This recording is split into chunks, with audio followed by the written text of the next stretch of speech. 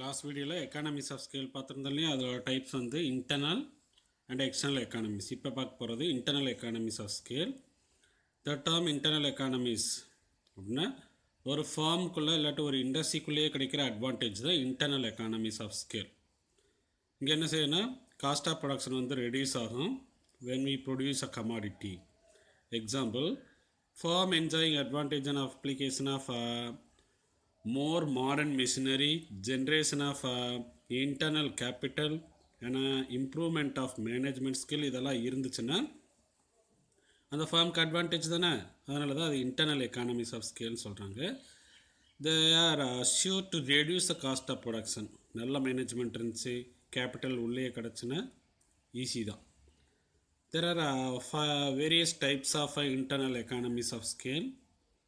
First, technical economies. When the firm used, இப்போ அது large ஃபார்மாக இருந்துச்சுன்னா up to date technology use பண்ணி அவங்களோட ப்ரொடக்டிவிட்டி என்னவாகும், இம்ப்ரூவ் ஆகும். Here the research and development strategy can be applied easily, then only they can get more output. இது technical economies advantage. அடுத்து financial economies.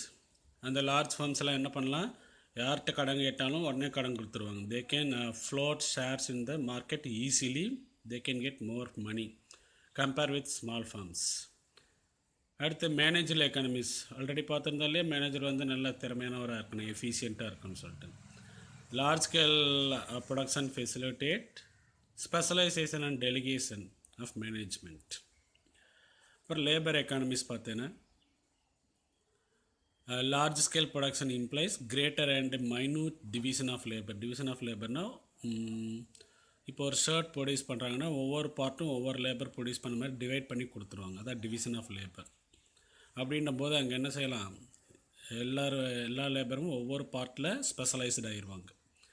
This leads to specialisation which enhance the quality. இப்படி குவாலிட்டியாக இருந்துச்சுன்னா அந்த ஃபார்மோட productivity என்னவாகும், increase ஆகிடும். அப்புறம் marketing.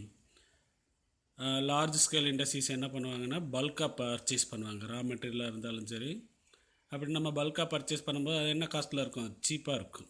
அப்படி சீப்பாக இருந்து நிறைய ப்ரொடியூஸ் பண்ணி டிஸ்டன்ட் மார்க்கெட்டில் கொண்டு போய் சேல் பண்ணும்போது நமக்கு நிறைய ப்ராஃபிட் கிடைக்கும்.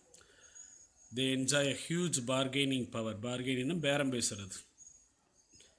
அடுத்து economies of survival.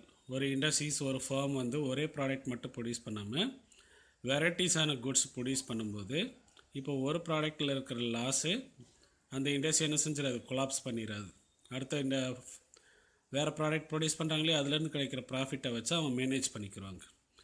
Even if the market for one product collapse பண்ணுச்சுன்னா the market for other commodities ஆஃப்செட்ஸ்.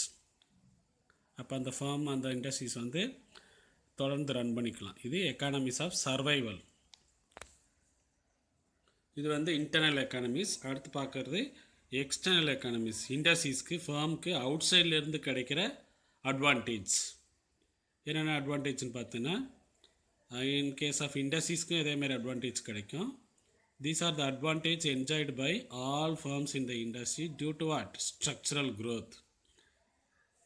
என்னென்ன மாதிரியெல்லாம் ஸ்ட்ரக்சர் சேஞ்ச் ஆகுன்னு பார்த்தீங்கன்னா டிரான்ஸ்போர்ட் ஃபெசிலிட்டிஸ், பேங்கிங் ஃபெசிலிட்டிஸ்.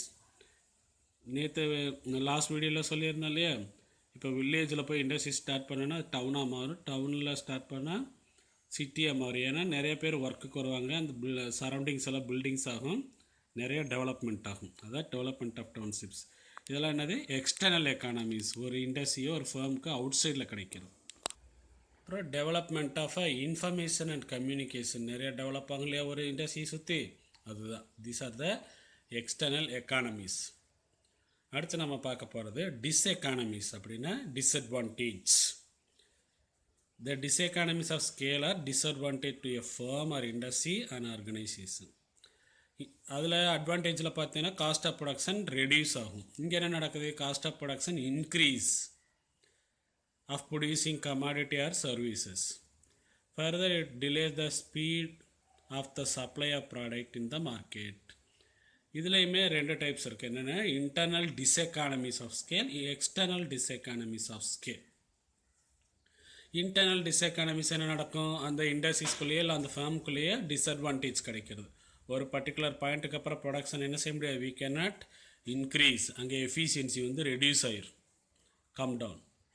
அதே மாதிரி எக்ஸ்டர்னல் எக்கானமிஸ் டிஸ்எக்கானமிஸ் ஆஃப் ஸ்கேல் பார்த்தீங்கன்னா இண்டஸ்ட்ரியோ ஃபேர்முக்கு அவுட் சைடில் கிடைக்கிற டிஸ்அட்வான்டேஜ், யாராவது த்ரெட்டன் பண்ணுவாங்க பணம் கேட்டு, இல்லாட்டி மாமூல் கொடுக்க அந்த இதெல்லாம் இருக்கு இல்லையா, டிஸ்டர்பன்ஸ் இதெல்லாம் நடக்கும். எக்ஸாம்பிள் இப்போ ஸ்ட்ரைக் பண்ணுவாங்க. Strike prevent the easy and correct entry of a worker into the firm. அவங்களால இண்டஸ்ட்ரீஸ்குள்ளே வர்றதுக்கு முடியாமல் ப்ரொடக்ஷன் என்ன ஆகும், அஃபெக்ட் ஆகும். அதே மாதிரி இப்போ அந்த ஏரியாவில் ரெண்ட் அதிகமாகிடுச்சுன்னா புதுசாக இண்டஸ்ட்ரீஸ் யூனிட்ஸ் எல்லாம் ஸ்டார்ட் பண்ணும்போது அங்கே என்ன ஆகும், அந்த லேண்ட் பில்டிங்ஸோட ரெண்டெல்லாம் இன்க்ரீஸ் ஆகும். அதுவுமே disadvantage of a firm or industry from the outside. புரிஞ்சா எக்கானமிஸ் ஆஃப் ஸ்கேல்னா? எக்கானமிஸ் ஆஃப் ஸ்கேல் அதில் இன்டர்னல் எக்கானமிஸ், எக்ஸ்டர்னல் எக்கானமிஸ். இன்டர்னல்லையே பார்த்தீங்கன்னா அப்புறம் டிஸ்எக்கானமிஸில் பார்த்தீங்கன்னா அதுலேயும் இன்டர்னல் டிஸ்எக்கானமிஸ், எக்ஸ்டர்னல் டிஸ்எக்கானமிஸ் பார்த்துருக்கோம். அடுத்து பார்க்க போகும்போது ஐசோக்வான்ட். லாஸ்ட் லெசனில் பார்த்தீங்கன்னா இன்டிஃபரன்ஸ் கர்வ் படித்தோம் இல்லையா, அதே மாதிரி தான் இங்கே ஐசோக்வான்ட். அங்கே கன்சியூமர், இங்கே producer. The production function may involve at a time use of more than one variable input use பண்ணும்போது அது isoquant. This presented with the help of. அங்கே இன்டிஃபரன்ஸ் கர்வில் பார்த்தோன்னா எல்லா combination, various combination of two commodities gives same level of satisfaction கன்சியூமருக்கு.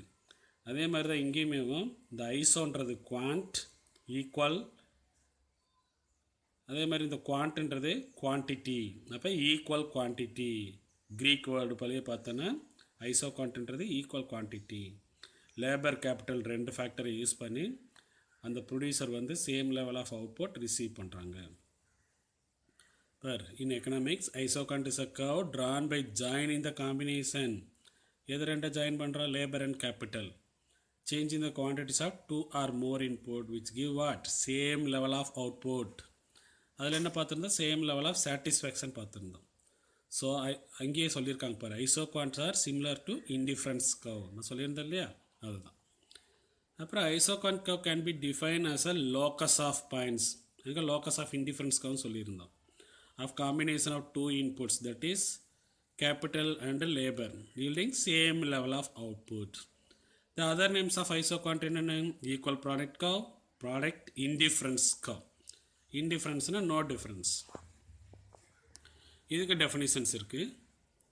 Definition of isoquant Ferguson define பண்ணியிருக்கிறாரு. According to Ferguson, an isoquant is a curve showing what, all possible combination A B C D E combinations இருக்கு இல்லையா, அது of inputs physically capable of producing given level of output. எவ்வளோ produce பண்ண நினைக்கிறோமோ produce பண்ணிக்கலாம் with different combinations ABCDEன்ற காம்பினேஷன்ஸில். இதுக்கு assumptions இருக்குது. Assumptions பார்த்தீங்கன்னா only two factors, labor and capital two factors சொல்லியிருந்தாலே அது. அப்புறம் அந்த ஃபேக்டர்ஸ் என்ன செஞ்சுக்கலாம், we can divide, ஸ்பெஷலைசேஷன் சொல்லியிருந்தோம் இல்லையா அது. Then techniques of production constant. இங்கேயுமே சப்ஸ்டியூஷன் எம்ஆர்டிஎஸ் படிச்சிருந்தாலும் அது யூஸ் பண்ணுறாங்க. Substitution between two factor is technically possible. That is production function of variable proportion type rather then the fixed proportions. நம்ம இங்கே use பண்ணுறது variable proportion. Under the given technique, the factors of production can be used with maximum efficiency. Output should be maximized. Isoquant schedule, அங்கே இன்டிஃபரன்ட் schedule பார்த்துருந்தோம், இங்கே isoquant schedule பார்க்குறோம். There are two factors, labor and capital. The isoquant schedule shows different combination of two inputs yield what, same level of output. This is what the schedule. Different combination A B C D E, labor and capital given, the output is equal. Different combination of two factors which give same level of output. This is what isoquant. The above table shows 5 combinations ABCD of labor units and capital yield what, same level of output, that is 400 meters of cloth the producer can produce. Next isoquant curve. அங்கே indifference curve பார்த்தோம் இல்லையா, இங்கே isoquant curve. An equal product curve represents all those combination of two inputs which are capable of producing the same level of output. An isoquant product curve can be drawn with the help of isoquant schedule. This is what isoquant curve. 400 level of output, ABCD combinations of labor and capital. Two factors can give same level of output. That is called isoquant curve. அப்புறம் ஐசோக்வான் map பார்த்தீங்கன்னா அதில் என்ன பார்த்துருந்தா indifference map பார்த்துருந்தோம் இல்லையா, அதே மாதிரி இங்கே isoquant map. Group of isoquant curve சேர்ந்துச்சுன்னா isoquant map. Higher isoquant gives higher level of output, lower isoquant gives lower level of output. An isoquant map has a different isoquant curve represent different combination of the factors of production yielding different level of output. Isoquant curve வந்து same output, different combinations. இங்கே group of isoquant curve gives different level of output. In simple term, isoquant map is a family of isoquants. In other words, if more than one isoquant is drawn in a diagram, it is called what? Isoquant map. ஒரு கோட்டுக்கு மேலே நிறையா கோடுகள் வரைஞ்சோன்னா அதுக்கு பேர் என்னது? Isoquant map. ஒரு கோடு மட்டும் இருந்துச்சுன்னா isoquant curve. Properties of indifference curve பார்த்துருந்தோம் இல்லையா லாஸ்ட் லெசனில். இங்கே properties of isoquant curve. Convex to the origin, negatively slope, இதெல்லாம் படிச்சிருந்தாரு இல்லையா, ஞாபகப்படுத்தி பாருங்கள். First negative slope from left to right. It slopes downward from left to right. What it indicating can be substitutable of factors. If more of one factor is used, less of other factor is needed for producing same level of output. இப்போ labour அதிகமாகவும் capital கம்மியாகவும் use பண்ணும்போது, மாற்றி use பண்ணும்போது output என்னவாக இருக்கணும்? சேமாக கிடைக்கும். இதான் சொல்கிறாங்க. இப்போ இந்த அளவு தான் லேபர் யூஸ் பண்ணும்போது கேபிட்டல் பார்த்தீங்கன்னா இவ்வளோ யூஸ் பண்ணுறோம், K5 வரை. ஸோ அதே மாதிரி தான் அடுத்து BCD அது எல்லாத்துலேயும் பார்த்தீங்கன்னா லேபர் அதிகமாகிட்டே போச்சுன்னா கேபிட்டல் கம்மியாகிட்டே வரும், கேபிட்டல் அதிகமாகிட்டே போச்சுன்னா லேபர் கம்மியாகிட்டே வரும். அதுக்கு பேர் தான் சப்ஸ்டிடியூட்டபிள். இருந்தாலும் சேம் லெவல் ஆஃப் அவுட்புட் தான் கிடைக்கும். இருக்கா? Same level of output. அடுத்து கான்வெக்ஸ் டு த ஆரிஜின் எப்படி இருக்குது? ஆரிஜினுக்கு கான்வெக்ஸ் டு த ஆரிஜின். அப்போ தான் MRTS, marginal rate of technical substitutions இருக்கா? அதுதான் capital substituted by 1 unit of labor goes on decreasing. It moved from where to where? Top to bottom. Top to bottom அப்படி வந்துகிட்டே இருக்கும். It can be straight line concave இருக்கும். Next பேஜில் பார்ப்போம். It depends on the what? Nature of the isoquant curve. This means that factors of production can be substitute each other. The capital substituted per unit of labor goes on decreasing when isoquant is convex to the origin. இப்படி இருக்கும்போது goes on diminishing. கான்ஸ்டண்ட்டாக இருக்கும்போது அப்புறம் கான்கேவாக இருந்துச்சுன்னா increasing MRTS, straight லைனாக இருந்துச்சுன்னா constant MRTS, டிக்ளைனிங்காக இருக்கும்போது கான்வெக்ஸாக இருக்கும்போது டிமினிஷிங் ரிட்டர்ன்ஸ்.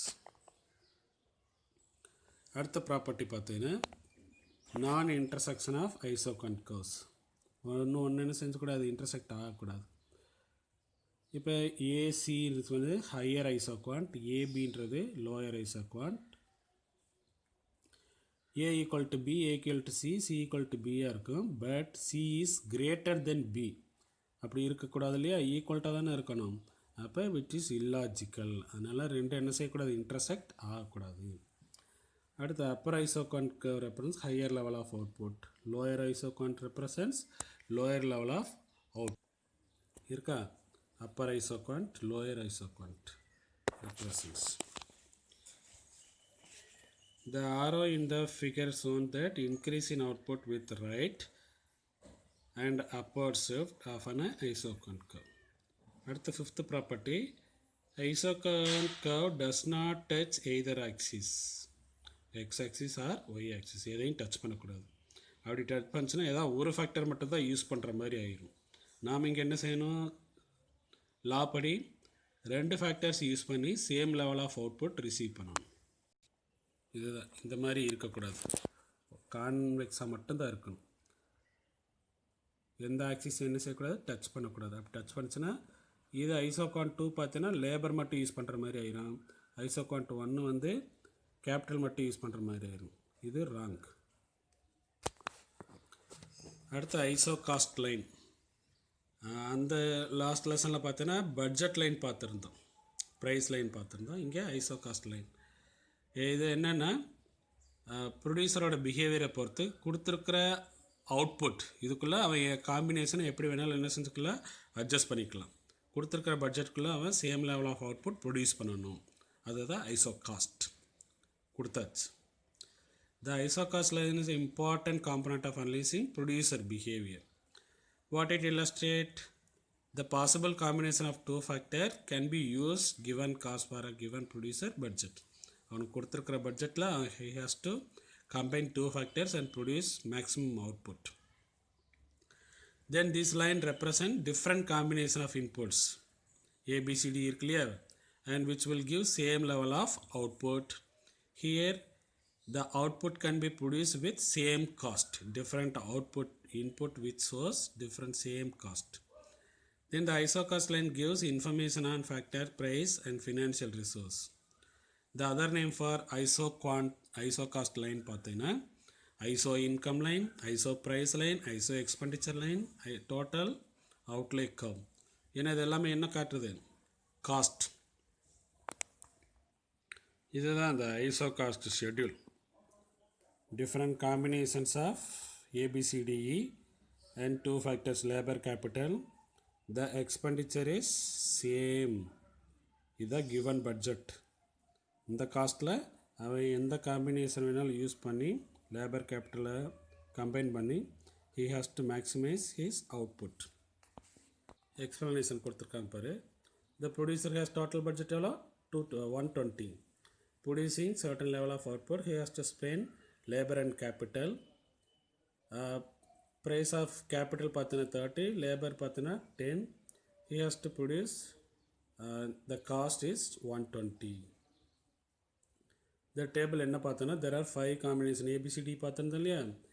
ஏல ஏ காம்பினேஷன் எடுக்கும்போது capital 4 and labor is 0, then the cost is 120. அதே மாதிரி தான் BCDE எந்த காம்பினேஷன் ப்ரொடியூஸ் பண்ணாலும் செலவு என்னவாக தான் இருக்கும், 120 தான் இருக்கும். This is what the curve isocost line. ABCD combination, two factors labor capital. He has to choose any combination which will give same level of cost. இதெல்லாமே அது ஒவ்வொரு காம்பினேஷன் கொடுத்துருக்காங்க பாரு. Zero labour for capital, ABCDE combination எல்லாமே same total expenditure. It's shown that the cost to be incurred on capital and labor are represented the triangle OAE. The AE is called isocost line. OAE triangle shaped diagramல அந்த AE தான் isocost line. அந்த line பேர். Last லெசனில் consumers equilibrium பார்த்துருந்தோம் இல்லையா, அதே மாதிரி இங்கே producer equilibrium. He has to maximize his output. அங்கே maximize his satisfaction. It's known as optimum combination of the factors of production. Insert producer manufacture a given amount of output at what cost? Least cost combination of factor with given budget. Optimum combination of factor output maximum இருக்கணும் with given input. இல்லைன்னா cost மினிமைசேஷனாக இருக்கணும் with given output. ஒன்று செலவு கம்மியாக இருக்கணும், இல்லைன்னா output அதிகமாக இருக்கணும், சேம் லெவல் ஆஃப் இன்புட்டில். அடுத்து conditions for producer equilibrium. Isocost line என்னவாக இருக்கணும், must tangent to isoquant curve. அந்த டேஞ்சன்ட்னா தொட்டுட்டு போகிற இடம், டச் பண்ணி போகிற இடம், அந்த இடத்துல கான்வெக்ஸ் டு த ஆரிஜினாக இருக்கணும் ஐசோ குவாண்ட் லைன். அப்போ தான் எம்ஆர்டிஎஸ் என்னவாகும், டிக்ளைனிங். இதுதான் அந்த இடம். ISO quant curve must touch tangent to the ISO cost line. Here the producer get equilibrium. at OM level of labor and OM level of capital. He has to choose at point E, equilibrium. Here he had maximum output. கொடுத்துருக்கான் பாரு. Labor and capital producer attain equilibrium. The combination factor attain where isocost line is tangent and isoproduct curve. Tangent na தொட்டுட்டு போகிற இடம், இந்த touch பண்ணி போகிற இடம். In the above diagram, the profit of firm is maximized at point where? E point, equilibrium. At point equilibrium, the slope of isocost line is equal to isoproduct curve. Isocost quant line is equal to isocost curve. The labor capital are equal. Then we can get a MRTS LK என்றது labor capital. அதோட formula PL divided by PK. We can get 0.33. At point E, the firm employ OM units of labor, OM units of capital. In other words, it obtains least cost combination of optimum combination of two factors produce. The level of output denotes isoquant Q, IQ. The curve. இந்த RSN இதெல்லாம் இருக்கு இல்லையா, இதெல்லாம் higher ஐசோக்வான்ட்டில் இருக்குது. ஐசோகாஸ்ட்டில் இருக்கிறனால அந்த பட்ஜெட்டுக்கு அவங்களால போக முடியாது. ஏன்னா இந்த பட்ஜெட்டுக்குள்ளே மட்டும்தான் ப்ரொடியூஸ் பண்ண முடியும், செலவு செய்ய முடியும். அதனால் இந்த பாயிண்ட்ஸ்க்கு அவனால் ரீச் பண்ண முடியாது. The other points such as HK, R and S lies on the higher isocost line, indicating that large outlay is நிறைய செலவாகும். அவுட்லைன்ற expenditure which exceed the financial resource. அவங்ககிட்ட அவ்வளோ ஃபினான்ஸ் இல்லை அந்த ஃபார்ம்கிட்ட, அதனால் he cannot reach there.